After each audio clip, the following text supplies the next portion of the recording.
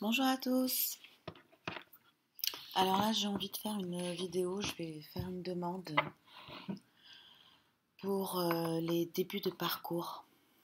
Voilà, les débuts de parcours de moitié d'âme et une guidance, peut-être un petit peu pour les accompagner et pour qu'elle leur permette de voir un petit peu plus clair, peut-être, dans ce parcours, faut l'avouer, un peu perturbant. Voilà, c'est parti. Donc une guidance pour les débuts de parcours de moitié d'âme.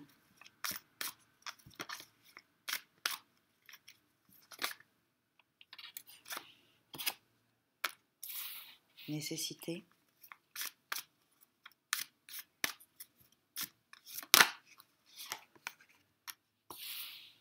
Doute.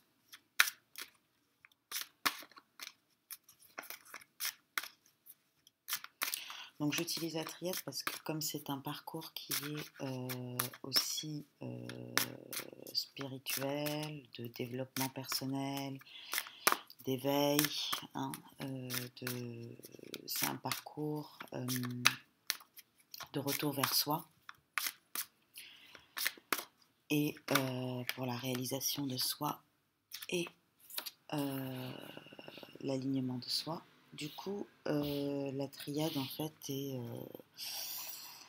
la triade est parfait pour tout ce qui est spirituel et apprentissage de soi, développement personnel et voilà. Donc, pardon. Donc après on a eu la foudre. Je vais vous montrer les cartes après. Ok, je vais la garder. Je les garde toutes les deux d'ailleurs.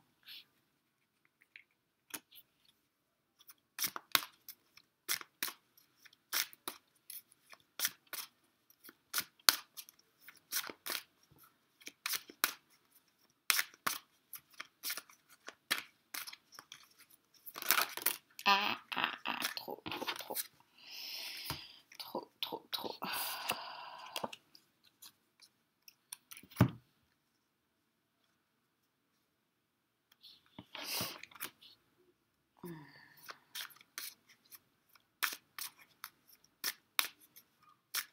Ok, on va s'arrêter là pour ça. La porte, voilà, il faut la franchir. Donc la porte, c'est aussi les passages entre des cycles de vie. Hein. C'est aussi trouver l'issue pour cet éveil, pour cette élévation. D'ailleurs là, la carte élévation n'est pas tombée, mais ça va aller. Ok, on a eu donc la nécessité,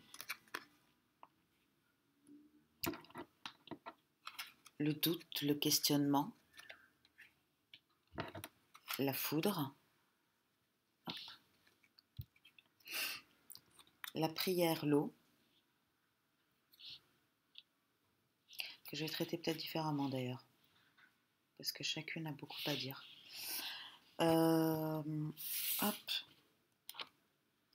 L'énergie, l'équité, la femme. Donc là d'abord c'est une première étape et c'est pour toutes les féminines qui de toute façon en général c'est elles qui découvrent d'abord la nature du lien. En tout cas, pas qui découvrent, parce que le masculin en général est en GPS, il a la connaissance intuitive du lien, mais les féminines vont y mettre un mot, voilà. Ils vont y mettre un mot. En général, c'est par des synchronicités, c'est-à-dire que ça va pas être... si j'ai bien compris, hein, en tout cas, et moi aussi ça a été mon expérience pour moi, et de ce que j'ai entendu de toutes les vidéos aussi, des enseignements d'autres. En général, on ne cherche pas sa moitié d'âme, en fait. On tombe dessus. Voilà. Donc dès lors, par exemple, on n'a pas du tout connaissance ni conscience. Ou sinon on a dû en entendre parler une fois dans notre vie, il y a très longtemps de ça, des mots flammes jumelles et âmes jumelles par exemple. On connaît âme sœur, et pour nous, âme sœur, c'est déjà des relations sentimentales.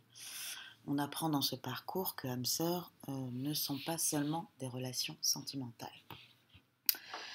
mais j'ai envie de dire de fraternité d'âme, d'accompagnement dans la vie.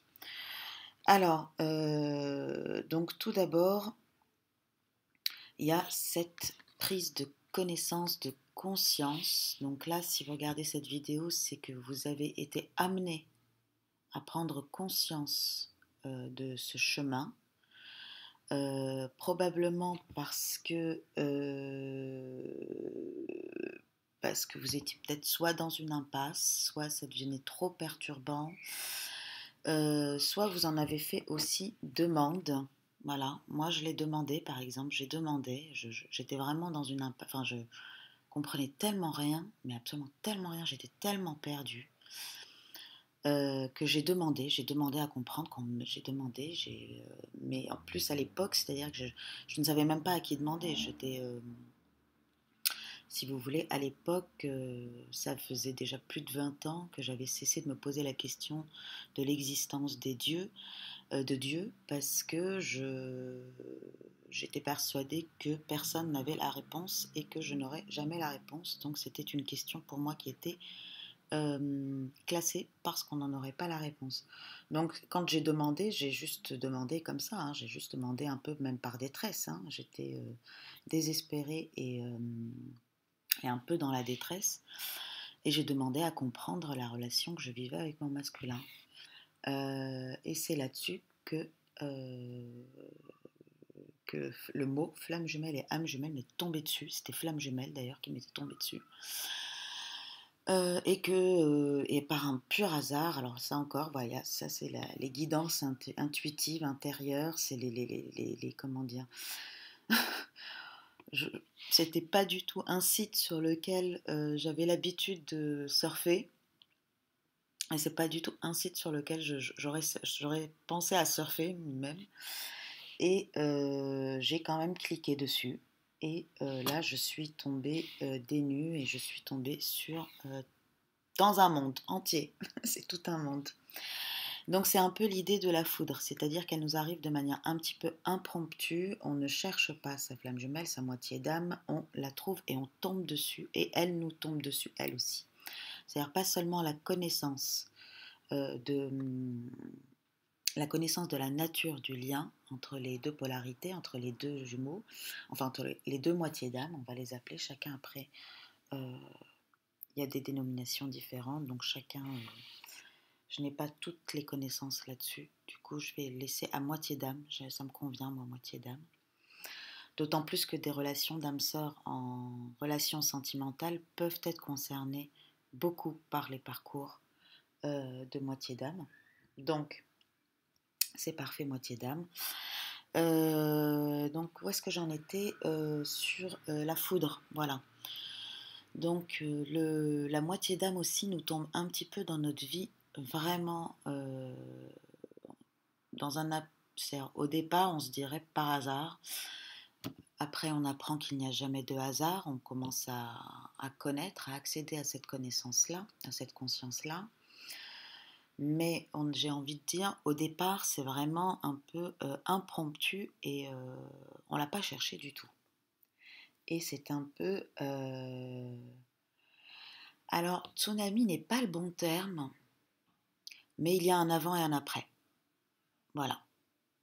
La foudre, dans ce sens-là, c'est pas quelque chose qui est nécessairement, voilà, hein. Beaucoup disent aussi qu'ils n'ont pas eu de coup de foudre pour leur moitié d'âme, ou pas dans ce sens-là, hein. Mais donc c'est pas un tsunami dans ce sens-là, même si la relation va devenir un tsunami. Et donc il y a un avant et un après. Voilà. Donc c'est foudre dans le sens où il y a un avant et un après. Donc on nous dit que c'est une nécessité, ce parcours-là, on est amené à une nécessité. Il y a l'idée aussi du destin, hein, du sceau qui n'est pas sorti là, mais c'est la même chose, un peu du maktoub, et puis de comprendre aussi que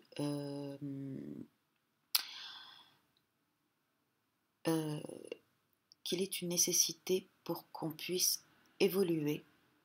Donc il est une nécessité par plus grand que nous, hein, et en tout cas par plus grand que notre petit ego notre grand ego qui aime contrôler, qui aime prévoir. Là, c'est absolument imprévisible. Et il y a cette nécessité pour pouvoir à la fois se connecter à soi et se reconnecter à la vie, se reconnecter à l'amour. Donc après, chacun lui attribue le nom qu'il souhaite, l'univers, la source, Dieu. Moi, je l'appelle la vie. Évidemment pas restreinte dans la vie quotidienne, mais bien la vie dans son énergie, hein, et l'amour dans son pouvoir créateur et d'énergie créatrice. Il y a cette nécessité en général, les personnes, c'est-à-dire que on arrive à rencontrer notre moitié d'âme au moment où vraiment on est complètement déconnecté de notre chemin de vie, où les décisions qu'on a prises dans notre vie, ou les situations qu'on est en train de vivre sont extrêmement loin de ce qui nous convient, de ce qui est fait pour nous. Et donc, il y a dans cette rencontre avec sa moitié d'âme cette sorte de nécessité, dans le sens où elle va nous permettre justement de nous dégager de ce qui ne nous convient pas. À la fois de ce qui ne nous convient pas dans notre matière, dans notre vie quotidienne, dans nos relations, dans les situations que l'on vit, dans les épreuves que l'on vit, dans les difficultés que l'on vit, mais aussi dans nos relations, dans notre rapport à l'autre, et comment on permet aussi l'autre d'être à nous, mais aussi vis-à-vis de notre intériorité, de ce qui ne fonctionne pas et qui ne va pas chez nous, de ce qui ne nous convient pas aussi vis-à-vis de nous. Voilà, donc c'est ça la nécessité, hein. Et la nécessité, ça va être le retour à soi, revenir à soi pour retrouver son équilibre et son alignement de soi lorsque notre action, notre agir est en adéquation avec notre être, avec notre intuition, notre inspiration, notre ressenti aussi. Voilà, notre intuition, notre guidance. Donc il s'agit de se reconnecter avec sa guidance intérieure et de s'écouter soi-même.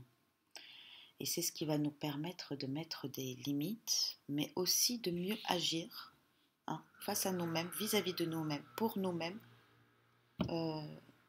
face à la vie, aux autres, à notre monde. Avec la carte du doute, alors cette carte, moi, là, ici, elle m'inspire tout le côté de...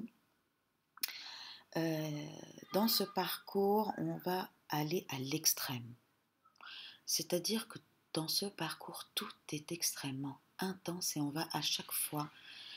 La petite faille, faille, c'est horrible comme mot, le petit défaut, j'ai envie de dire, mais comme aussi la petite qualité, va prendre des mesures et des proportions énormes. C'est-à-dire qu'avec toute autre personne, ça aurait été un petit détail presque, j'ai envie de dire, anodin, presque qu'on n'aurait même pas vu, en tout cas qui n'aurait pas perturbé la situation ou la relation. Avec notre moitié d'âme, ce petit détail-là est capable de tout faire effondrer. Toute la communication, par exemple. De faire prendre la fuite, ou tout ça, enfin voilà, bon bref. Ou la rupture, la séparation, etc. De toute façon, c'est ce qui doit arriver. Donc dans ce questionnement-là, j'ai envie de dire, c'est un peu plus le monde de l'ego mental, intellectuel, qui va, j'ai envie de dire, alors quand on parle d'ego mental, intellectuel, hein, c'est en général, dans ce parcours-là, on attribue tout le monde des blessures de l'ego et des peurs. J'ai envie de dire, c'est dès lors que dans votre petite voix intérieure, c'est pas le je, c'est le tu qui vous dit oh, t'aurais pas dû dire ça, oh, tu devrais faire ça, oh, tu n'en es. Et que tout ça, c'est de l'ego. Et c'est un ego qui ne permet pas d'exprimer le je, qui ne laisse pas de place au je pour s'exprimer. Du coup, et en plus c'est un ego qui met tout le temps en doute, tout, qui doute toujours de tout.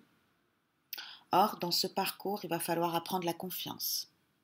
Un des objectifs de ce parcours, c'est de vibrer la confiance. D'abord la confiance en soi et l'estime de soi, et ensuite, et réciproquement, j'ai envie de dire, tout va ensemble, hein. Il n'y a rien de... Nous sommes un. Il n'y a pas de l'extérieur en intérieur, enfin bon. Sans pour autant non plus nier notre expérience de la dualité non plus, évidemment. Mais ce que je veux dire, c'est que avec cette histoire de confiance, la confiance ne laisse plus place au doute. Or là, en début de parcours, en fait, il y a dans la personne beaucoup de doutes. Elle n'a pas confiance en elle ou peu confiance en elle. Et l'arrogance est une forme de défiance envers soi. Hein. L'arrogance est une forme de méfiance envers soi. Hein. C'est pas du tout l'expression de la confiance, l'arrogance, bien au contraire. Hein. Quoi d'autre? Donc avec le doute, voilà, donc douter de la relation, pareil, donc il va falloir apprendre aussi à avoir confiance en soi, en l'autre, en la relation, se méfier, hein, se douter, se méfier tout simplement. Et il y a une forme en fait même de défiance envers la vie parce que on s'en méfie. Il y a une espèce de forme de, peut-être parfois pour certains, de fatalisme et de méfiance en son pouvoir de guérison. Peut-être qu'on est trop dans la plainte, trop dans une situation, une posture de victime ou de sauveur ou de bourreau. De toute façon, en général, on endosse les trois dans notre vie. Donc du coup, c'est aussi sortir de ça. Hein, c'est la nécessité. Il va falloir aussi sortir de ça. Avec le doute, qu'est-ce qu'on a d'autre encore? Le doute, c'est aussi le questionnement, c'est aussi, alors là, sur un plan peut-être un petit peu plus spirituel, il y a une forme de, même si on a certaines vérités ou on a acquis certaines vérités au cours de notre expérience, on est des personnes qui ont été, qui sont sensibles, hein, à des questions métaphysiques, des questions philosophiques, des questions spirituelles, des questions religieuses, avec vraiment l'intention de comprendre, hein, la vie. Il y a quand même une forme un peu de blocage peut-être, en tout cas il y a une entrave, voilà. Et notre moitié d'âme est là aussi pour débloquer ça. Il est là un peu pour débloquer une espèce de comme une crispation là-dessus, hein. Et peut-être des personnes qui ont carrément délaissé leur être spirituel, enfin ce qu'ils sont, hein. En général, quand on ne s'écoute pas soi et voilà, en général, c'est qu'on n'écoute plus non plus la vie qui est en nous, on n'écoute plus sa guidance, voilà, dans ce sens-là, on est un peu déconnecté, quoi. Faut que j'aille un petit peu plus vite, non? Oui, 19 minutes déjà.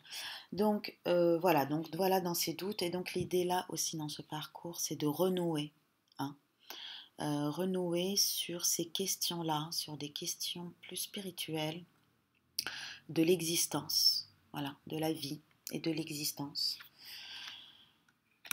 Donc la foudre, je vous l'ai dit, la prière, bah, ça va être très bien.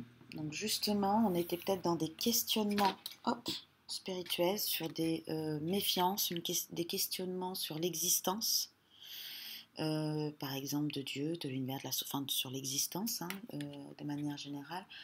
Là, c'est une reconnexion.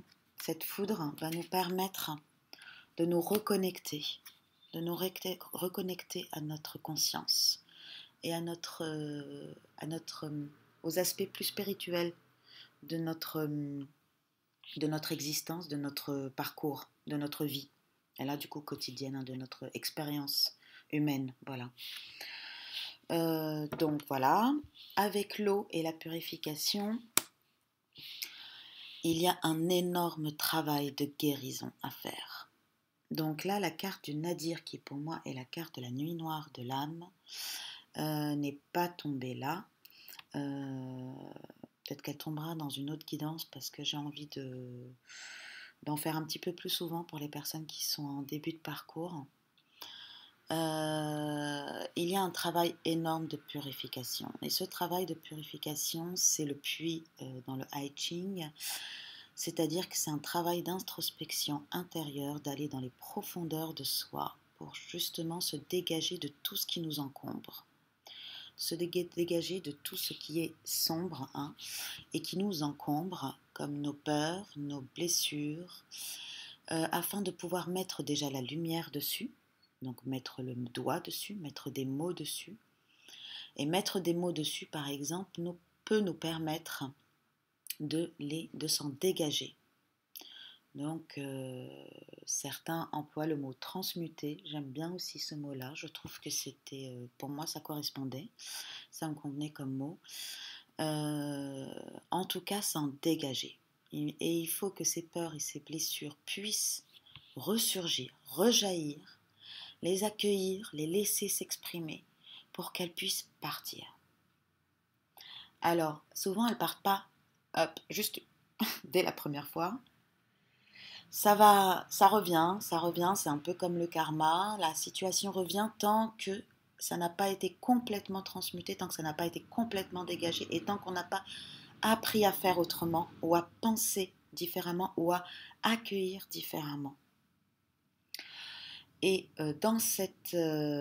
mais par contre, l'avantage de ce parcours comparé au parcours des relations toxiques, c'est qu'on s'en dégage. Et à chaque fois, on va toujours un petit peu mieux. Au début, c'est des montagnes russes, mais des vraies montagnes russes, qui sont très dévastatrices et perturbantes.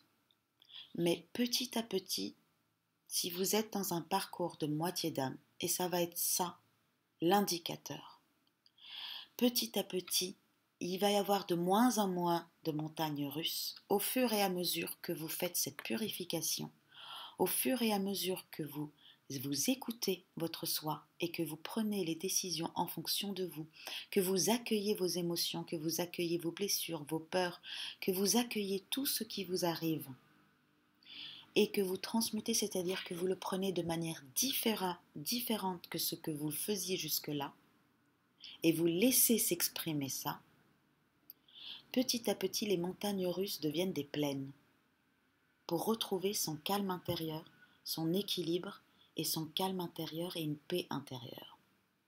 Dans une relation toxique, on ne trouve pas sa paix intérieure. Il n'y a pas de paix intérieure dans une relation toxique. Il n'y a que de la destruction. Là, un parcours de moitié d'âme, c'est de la destruction de ce qui nous détruisait. On déconstruit ce qui nous détruisait, ce qui nous entravait, ce qui nous encombrait, ce qui nous envahissait et ne nous permettait pas de fleurir, ne nous permettait pas de nous épanouir. Donc c'est tout le contraire. Même si un parcours de moitié d'âme est tout aussi éprouvant, peut-être tout aussi éprouvant qu'une relation toxique. Voilà. Mais ça, c'est la grande différence. Voilà pour la purification. Et enfin, on a, voilà, on y arrive. L'énergie, l'équité, la femme. La polarité féminine, le féminin, c'est-à-dire probablement vous qui êtes en train d'écouter cette vidéo, parce qu'en général, c'est le féminin qui est à la recherche, qui pourchasse les informations aussi, pas seulement son autre moitié, mais aussi les informations pour comprendre. Un féminin qui en fait finalement qui est très mental et qui a besoin absolument de comprendre parce que elle est complètement dépassée par les événements. Donc, et la foudre est vraiment trop perturbante, quoi, il faut l'avouer, et déstabilisante aussi. Bref, donc cette femme doit retrouver l'énergie de l'équilibre. L'énergie, alors là l'énergie c'est la vibration. Elle doit vibrer l'équilibre. Et l'équilibre, c'est l'équilibre entre sa polarité intérieure, masculine et féminine, entre son yin et son yang. Il faut qu'il y ait cet alignement de soi, entre le corps, le cœur et l'esprit. Il faut que son action, sa manière d'être au monde, sa manière de façonner son monde, soit en adéquation avec son intériorité, avec son soi, avec ce à quoi elle aspire, son intuition, son aspiration, sa créativité. Donc elle va employer son pouvoir créateur, hein. Ça fait aussi partie du parcours, de redécouvrir son pouvoir créateur pour pouvoir refaçonner son monde, sa vie, à l'image de son être.